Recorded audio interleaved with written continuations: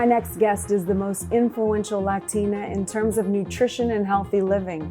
With more than 70 million website visits per week and losing 50 pounds in 90 days, I could only be talking about Ingrid Macher, the most trusted reference for millions of women who choose to follow a healthy lifestyle. And on this episode of Women in Power, I chat with Ingrid to find out what keeps her happy and healthy. So Ingrid has actually become a very good friend of mine now, and I've convinced her to do Brazilian Jiu-Jitsu with me. So now, not only are you going to get to meet Ingrid, but my Jiu-Jitsu partner. Ingrid? Hi, come on in. Oh, it's so good to see you. Oh, thank you for having me. Oh yeah, thanks for coming to the house. This is amazing. Beautiful home. Thank you. Thank you. I'm so excited to be here with you today. Me too. I can't wait to find out what's going on with this little mind of yours.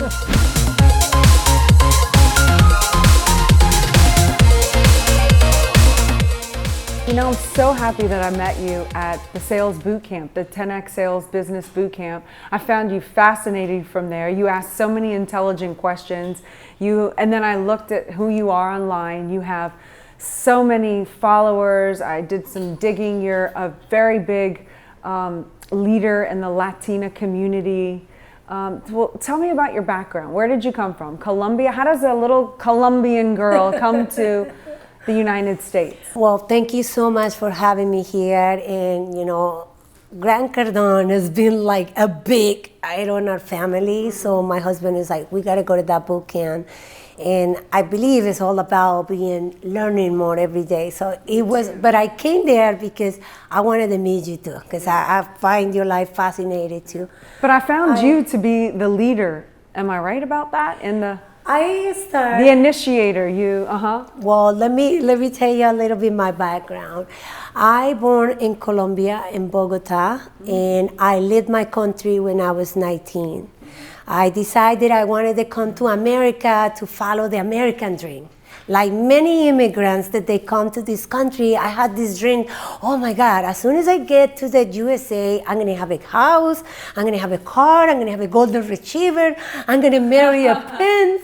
Is that what's personified in the media, or yeah, no? That's the movies, the vision that we have. And my father worked for Carnival Cruise Line for 27 years, so we had the opportunity to come to the USA or to Puerto Rico. And that time, my father, he was in Puerto Rico. He was with the cruise. He was going there. So my sister came first, and I came after her. How old were you? I was 19 years. Did you speak English? Zero English.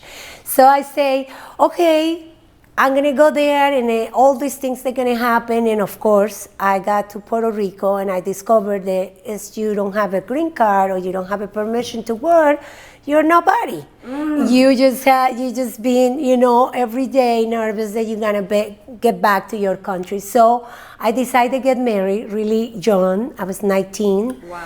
When I married this Puerto Rican man, which he was my first husband, and decided to continue to go to school. Now, were you in love with him, or was this just for? Well, was this an arranged kind of a citizenship thing? No, he was a best friend for my sister's husband, and it was kind of like it's comfortable. It would have been perfect it would have been perfect. I mean, when you're younger, you have to take decisions in your life, Elena. When you come from the background that I come for, when I was in my childhood, I was victim of bullying. I was abused physically, sexually, for many situations that, of course, that happened to a lot of people in our countries. And just coming to the USA or coming to Puerto Rico, it was an opportunity to me to, okay, I gotta do what I gotta do in order to stay here and have a better life. So I got married very young when I was 19. I continued study. I started studying communications in Colombia, and I finished it in Puerto Rico, got divorced. As soon as I got my green card, I was like, sayonara. So was that a surprise for him? No, I think we realized that we were not meant for each other, and it was a mutual thing. So I continue with my life, which, what I don't know, it was like difficult part that many women here, when we come as an immigrants, being a single mother is a really hard thing to do. I graduated summa cum laude for school. Wow. And I was never able to really practice my passion. When I was little, I was always saying, I want to be an actress. I want to be in front of the camera. I want to be a reporter. And you know, when you came here and you see the reality that you just graduated summa cum laude and somebody offered you a job for $7 an hour to start it, you cannot afford it. I mean, you cannot afford it. So I lived with my little girl, had 3 jobs. Wow. I got the opportunity to come to Miami, to Fort Lauderdale. And I say, after Hurricane George came in Puerto Rico, my house, it was destroyed. I say, this is my opportunity, so I'm gonna take it. And this opportunity to move, so I luckily, like in that airplane, I met a guy. Get out. I need somebody there. Live in my house in Las Olas in Fort Lauderdale, just taking care of the house. I live in Orlando and I come just in the weekends.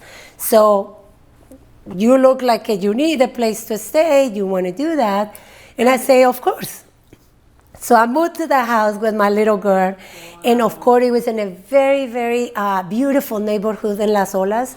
Wow. But the neighbors, they were like, all these French people or these actors for Hollywood, and they were like complaining because she was crying, and that was a neighborhood for like older people. So they could hear the baby, your daughter crying. Yeah, but she was very, very little. And in that time of my life, I have to be forced to learn how to speak English because I speak very, very little. When I was in college, I took 6 classes, but what I do, I would memorize everything that comes in the test and just pass the class. Me too. Like that. So when I came to Fort Lauderdale, I have to learn English. So I forced myself. I did it in 3 months.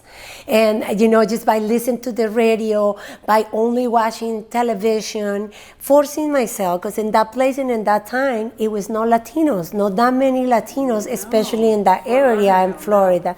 So I have to like made a big decision, and it was like send my daughter with my mom for 6 months to Colombia to I really organize my life. And this guy that I moved to the house had like a lot of celebrities friends, and they do a lot of parties with drugs. And I was like, dude, I you know, want to live in this situation. Can you give me an opportunity? Because he owned clubs here in South Florida. Oh, wow. So it's very sad in that part of my life because I was like frustrated. I went to school because I wanted to pursue a dream. But here we go, I'm here with very, very little English, and I do not want to live or put myself in that situation. So I moved out of that place, and for 7 years, I worked in the club industry. Wow. I worked in many clubs, and you know, as a cocktail waitress, as a bartender, VIP server, and all this stuff. But it was a hard industry because in those times, we're talking about 20 years ago, more than that. So is that the Coke era? It's with Miami, it's all about being tan, being skinny, being perfect. It was all about the figure and you know, and about the alcohol, drugs. And these days you don't see that in the clubs, but in those days, back in the day, it was all about I thought you still did see that in the clubs. No, like then. No, okay. I worked like for 5 years in different jobs, and I was always asking God. I was like praying. I was like, I need a husband, and every single man is in this town. They don't want nothing but just party, sleep with you, and that's it. And I met my husband. I met my husband in an elevator in a building I just moved. And he used to live in the penthouse, and I used to live in the 3rd floor. And I was ready to go do my tanning section for the day, because, you know, this is the time in Miami, everybody tan. What a night, tan in the daytime. And I met Jeff, and after that day, we dated. It was love at first sight. It was love in the elevator. I mean, he invited me for dinner, and after that dinner, we've been 14 years together. Yes. So this is how our life started, and Jeff is like, I love you. I don't want you to work anymore. I want you to be a mom. So he took all my responsibilities, and he took all the bad stuff that was coming with having a woman that you love, my daughter, and that's how we started life together. Jeff, he was in those times, he was an entrepreneur. He's always been since he's in high school. He never worked for anyone, and he was very rich in that time. So I was like, this is the American dream. And he buy me the golden retriever, the house. No, you said, I want a golden retriever. Yes. That was on your list. That was on my list. Wow. So we moved to Las Vegas, and we live in Las Vegas for 5 years in Henderson. And you know, when you don't have to be worried about how you look and any of the stuff, well, with love comes weight. I gained over like 60 pounds. But I was the most happy woman on the planet. I mean, it's you asking me, Ingrid, are you miserable? Are you know, because so many women say, oh my God, I look at myself in the mirror and no, I was super happy. And what did he think about this weight gain? We were happy. Did he gain weight too? Yes, he gained weight yes, too. And so what were you doing? You got fat together? You're cooking for him all the time? We were like traveling. We were like drinking. We were enjoying life. Well, when is the day that you decided this has to stop? Because clearly you had a day. Well, it stopped after I got pregnant with my second daughter, with Mia. And when I was 7 months pregnant with Mia, I started develop asthma. And I remember it was December 24th. And Christmas Eve? Yes, and Jeff, he was visiting his family with Paula, my oldest daughter. I have a daughter that's 24 now. Wow. And I had an asthma attack, Elena. And that night, I feel that God speak to me and say, you are gonna die. Woo! And you're pregnant. It was a very intense moment in my life because I was by myself. I was with my mom. My mom didn't speak any English. She did not know how to call 911. And it was impossible to get in touch with Jeff till finally I was praying to the Lord. I say, please don't let me die till I say goodbye to my husband. Oh man, you just gave me chills. And finally I got connected with him, and he come out on the first flight. And when he came to the house, I was already purple. I was already with no signals. When they took me to the emergency room, I had no pulse. And they say, she's dead. And he was like, no, you gotta do something about it. So they start giving me, you know, the resuscitation. And I came back alive. And people, do you remember the death? No, it was very instantly, but many people say, wow, this is what really inspired these women. They lose weight, they get her life together. No, you know what? I was a Latina. I was like, I live a comfortable life. Yes, I was scared for a minute, but I have a doctor. Everything is going to be okay. To 2008, when a big recession comes. Oh, I remember that. And Jeff and I. Wake-up call. In 60 seconds, he had a phone call that say, all your money has been frozen, and all your merchants accounts have been canceled, and you have no money, no access to anything. And this is when we decide to move back to Florida. And you know, seeing your husband, they never worked for anyone before, and he's younger than me. I'm 4 years older than him. I went many times in bed without no eating. I'm Colombian. He's not. He always had a great life, and it was hard. And then by that time, I decided, you know what? I went to my knees. I just cried a lot, and I surrendered myself to God. And I said, God, I want to leave. I don't want to die, because I had no insurance. I had no medications. I used to take this medication. It was $800, just the medication. And I was like, I want to leave. And I got on my knees, and I said, God, as you give me another chance, I will promise you, I will serve you forever. I don't know what you have for me, but it was so deep, Elena. It was like, in that moment when I really break down, I really truly understand that I needed a change. And that's what happened. I went for 90 days and lose 50 pounds. And, you know, start this community they call Adelgaza 20. It's a community that reach around 20 million women in the Hispanic market through all the social media, and created Burn 20, which is my social media in English too. So they have around like 1.5 million fans too, and just start sharing with women what you did. What I did. So how did you lose 50 pounds in 90 days? Just by really, truly be changing my lifestyle. I was used to drink a lot, like wine. Alcohol every day. It was but it was like, it was a soprano night. Ooh. We're having wine. Yes. Let's go out to dinner every single day. Let's party over here. And just by realizing, my doctor told me when I had that bad asthma attack, he said, Ingrid, you are allergic to lactose. You cannot drink milk. You cannot eat cheese. This is what aggravates. Favorites. This is what aggravates your asthma. So I knew that I needed to start changing those things. So I said, you know what? It's not that difficult, really. What I really need to stop is going to freaking Subway every day to be lazy, and I just need to eat in home.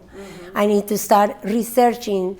And after 90 days, people start, wow, how did you lose this weight and this? And I say, you know what, people, this is maybe the passion. This is maybe the mission that God has for me. This is your calling. And I start studying. So I went to school for nutrition. I went to school for be a personal trainer. I started studying NLP. And I started studying many, many other things because, that was my passion. I create this system, these programs. But I truly understand one thing, that I have to be aligned with my husband in order for us to create what we have. So when you asked me before, are you the leader in the family? It's a word together. Yeah. We definitely understand which one it was the role that each one has to have in this company. He understood that I'm more outgoing, that I can be in front of the camera, that I'm good at putting a team together and directing them, but I'm not so good to software, so like more technical stuff. I'm not good at that either. Are you good at administration? I'm good in, he does administration. Yeah, I'm not good at that either. He does that. And my role in my company is I'm a leader on my team, and I'm a creator, and I'm the brand too, but I'm not attached to that brand. I'm ready to help a new generation to create what God really called me to do, and it's this movement to help women out there understand that it's not about having a freaking six-pack or muscles or this or the body, the perfect body. It's about to be a woman with every single thing, be inside, outside, be the center of your family, take control of the food that you put in your mouth, and be the administrator of your husband. I mean, you got to be the manager of your husband too. Because I'm the manager of him too. I set up all of his workouts. I got him on the 10X health systems. Like now I have him in Pilates. I want him stretching more. He complains about his hamstrings. I mean, isn't that funny? We take on that role for them. Well, I believe it's a compliment. I believe it's like as roles, as a couple, because my pastor, he was saying, so funny, in church, he was saying, people are complaining that they're single. They don't understand how great is being single. When you marry somebody, and then you start worrying about it, because it's not your house anymore, it's their house. Right. The money is our money. Yeah. And you cannot do whatever you want. You got it shared. Yeah. Do you think it's worth those sacrifices? Or do you sometimes go, God, I wish I was single? No, you know what? I was single for 5-6 years. It was the most miserable time of my life. And I really, truly appreciate that God gave me this person that I love. He's not perfect. We have our difference, but I love everything about him because he's not just my husband, he's my mentor. Yeah. He was like, Ingrid, you had so much potential, because you're not going to believe this, but I don't even know how to use the computer years ago. I was like, what the hell is this? I was with my fingers. Like I still do that. But he laughs at me all the time. But yeah, it was like, you have so much potential. I was like, no, I can't do interviews in English. In English, I can't speak it. He's like, you speak English perfect. You write English. Come on, Ingrid. Let me take you here. So he kind of like teach me how to not be afraid to talking to another people, to be out there. So he's constantly helping you rise to your Yes. better self, would you say? And you know, it's so difficult sometimes because I have a lot of girlfriends with they are competing to each With other. the husband? Yes, where they are competing to each other. To us, it's not a competition. Right. We understand that we are one, that we have a family, and we have to be on the same page. Yeah. You know, I would love for Jeff to be on a stage one day and talking because he's so smart. Jeff is like the brain. You give Jeff, I have a everybody calls him. He hates it in my office. It's like, Jeff. Give me his number. Give me his number. He picks everything. Okay. He's super smart. You give him a course in 2 seconds and he will do the course and then he fixes everything. So it's incredible. Yeah. You know, he has his things, I have my thing. And he's like, Ingrid, no, you're perfect for when we go to networking because everybody knows me and I introduce him. Yeah, it makes it easier for him. It's a team. It's a team. It's a team. And especially when, you know, when you understand that marriage go deep. Because what happened to us a year and a half ago, it was something unexpected. You know, when you get diagnosed with cancer. That's what happened a year and a half ago for you? It's like something that is, you don't have a real base in your house, you don't have a real love. It can destroy the marriage. It can, yes, because, you know, many women out there, like when you get diagnosed with such a disease, it's bad disease, the first thing you think is like, I'm gonna die. Of course. And that was my first feelings. I was like, I'm gonna die. I was angry to God. I was like, why are you doing this to me? Because I was having the best time of my life. My books that were bestsellers, both of the books that I just launched that year. I was receiving so many awards. Our community, I remember our community was reaching 365 million people a week. In Facebook. 365 million a week? It's almost the population of the United States. It was insane. And then you get this diagnosis and you're like, what are the people gonna say? I mean, the most healthy women on the planet has cancer? Let me question her. Maybe what she does is not that healthy. It's not that great. And then another side is like, how am I gonna tell my kids? How am I going to tell Paula, which is 23, and Mia is 12? How am I going to tell my mom that I might die? What's going to happen to me? It was a very conflicted situation, but, you know, I can talk now without crying. As you would have interviewed me like months ago, I would be like bawling. Yeah. No, I can imagine it was pretty intense. But you know, through this process, I learned so much. I learned that God had a mission for me, and it was different. It was not just the mission that tell women, oh, you have to be skinny or you have to be healthy. It was a mission that say to women out there, hey, we're fighters, you know, and God creating us for a reason, and we have to take control. And we can let things that get us down just because we have an adversity or a situation. This is the moment that we have to get out stronger than ever. And you know, it's been a year and a half. And what was that like? What was the fight like? It was hard, Elena. I have to change my nutrition.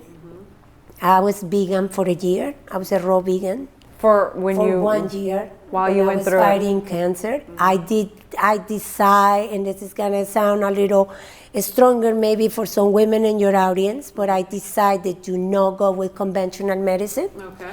I did not do chemo or radio. Wow. I don't let them take my breast out. I say, no, I'm gonna fight this with God, and I'm gonna use what I learned in this nutrition school, and I'm just gonna do alternative medicine. And if I fail, it's okay. Because you know what? A lot of people die with conventional medicine, and a lot of people die with holistic medicine. But at least I give myself a chance. So I went through for a year. In the past November, all my testing came negative. So it was great. But since you are victim of cancer, you are forever. You can no stay like, hey, yay, I did it. So because you're constantly have a cloud over you that's looming. So past December, I decided to create. I was asking God. I said, God, I know you have a purpose for me. I don't want to write any more books. How do you turn this in? I don't want to write any more books for a publisher. I want to do something different. Show me what I need to do. And then God said, you need to do a challenge. So that's a challenge. So that's what I create, that challenge called Fabulous and Fit. And it's a challenge that actually really break all whatever people used to know me, because I used to say, no, you gotta eat every 3 hours. Oh, you need to eat protein, or you need to eat this, or you need to eat that. I was like, you know what? Flexibility is what this disease teach me. You have to be flexible. You have to understand not everybody is the same, and you have to give people a chance in order for them to succeed. So I create this challenge. We are right now in our 7th season of the challenge, and it was another challenge for me because I went for the poor mentality, the thing, oh, my audience is poor, they cannot afford it, to say, you know what? In my own experience, the only way that I could improve myself, it was investing in myself. So if you want to improve yourself, you have to invest in. So I went for $17 products to 149 products. So we get to help and serve women, 1,000 women every single month, in between 1,000 to 1,100. This is just one of my projects. But in that project, I put devotionals. So these women come here and hear the word of God. In this challenge, I bring experts. I say, hey, I don't know, they're absolutely true, so I'm gonna bring a group of experts. And we had 25 experts, doctors, that they come and talk about everything. They come about metabolism, hormones, liver, cancer, colon, everything, motivation, a trainer, they give you everything you need. And I create 4 styles of food. So if you want to be vegan, you can still be vegan. If you want to be vegetarian, if you want to do carnivore, or if you want to be keto, you decide. It's your body. So we have people, we have women that start this challenge. Now, do you deliver the food? No, it's like everything is in the internet, everything is digital, but we deliver it to them recipes. They're super easy. They put together. It's like if they are in a restaurant. And they cook. They just follow it. And they have routines for exercising home or exercise in the gym. Which is your program. Yes, everything. It's the whole program. And it's been so successful. Like, we have a woman that already lose 102 pounds. Wow. Yes. She's been doing that. She say, I came here with the excuse to lose weight, but I recovered my health. Wow. I recovered my family. I recovered my husband, my energy. And like her, we have like thousands of testimonies. And then in that point is when I truly understand the mission that the God really had for me. This is not about money, Elena. This is about me wanting to do something that's serving better others. And many women like us, sometimes we're like, we're afraid to charge people. But you know what? Do you have attention on that? Do you get criticized because you charge, or do people say? I sense that you have a little consideration about it.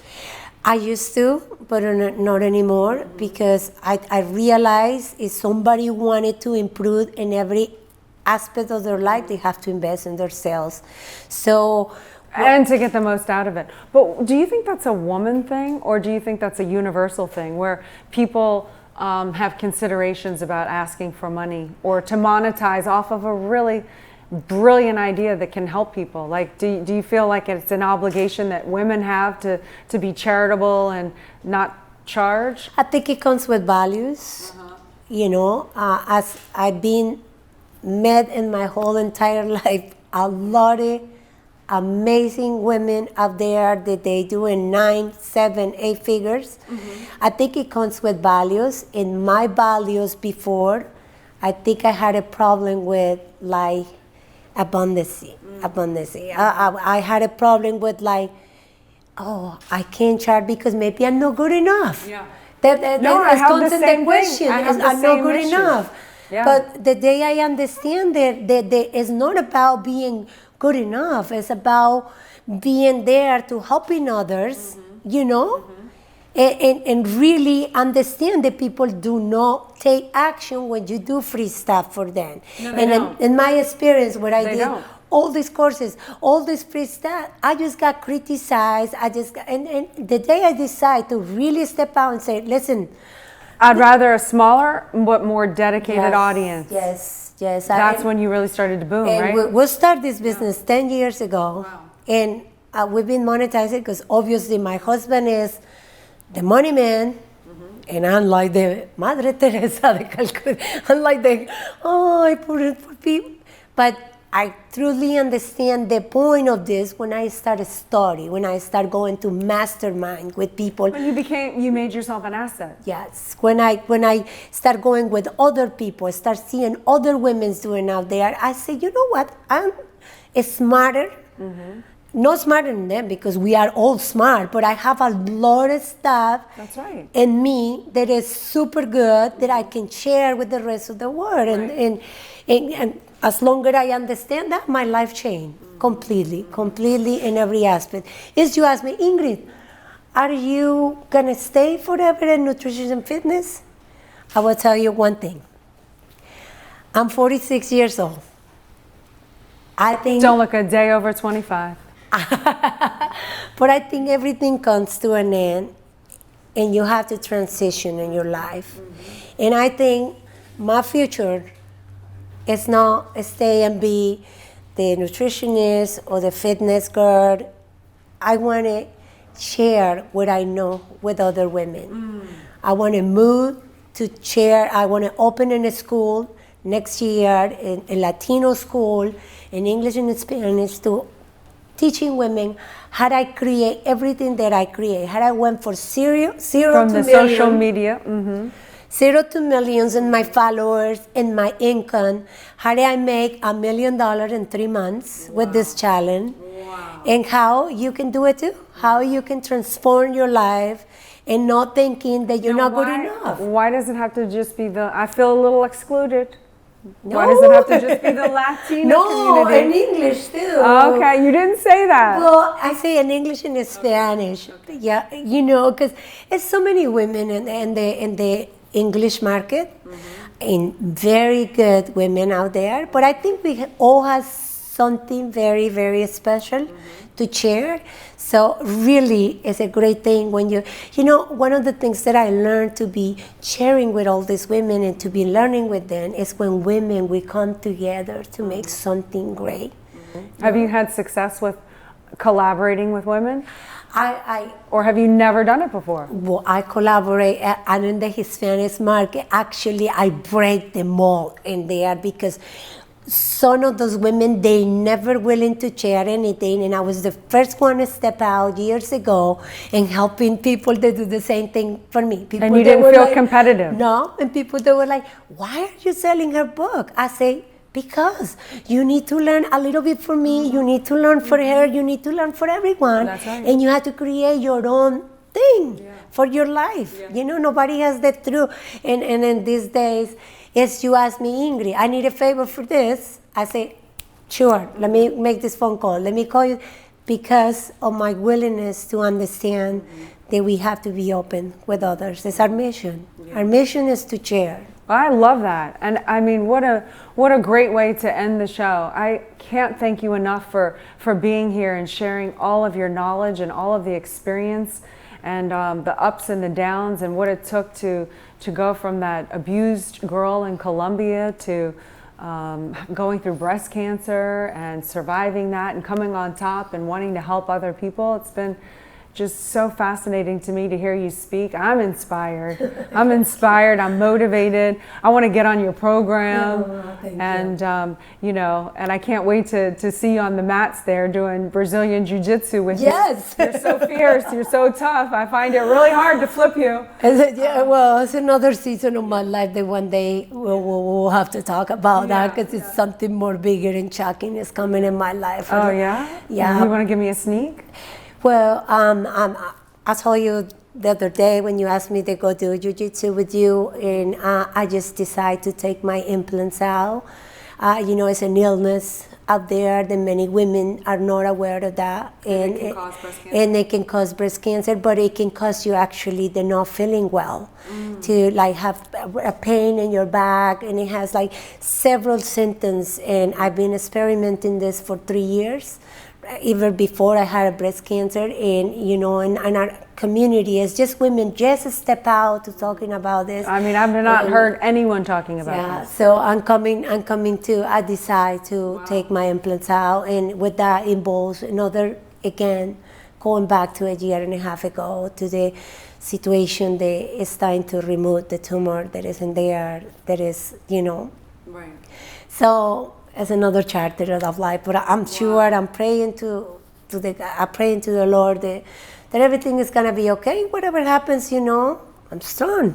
You're very strong. Strong like I feel it. No, but more than that, I know you're mentally, and not only physically, but mentally and spiritually tough. It's very clear you have a great relationship with God. Yes. And you are blessed. Thank you. And I'm blessed to know you. So thank you so much for being on the show, and thank you for being my Brazilian Jiu-Jitsu buddy and partner. Thank you so much. I love you, girl. Thank you.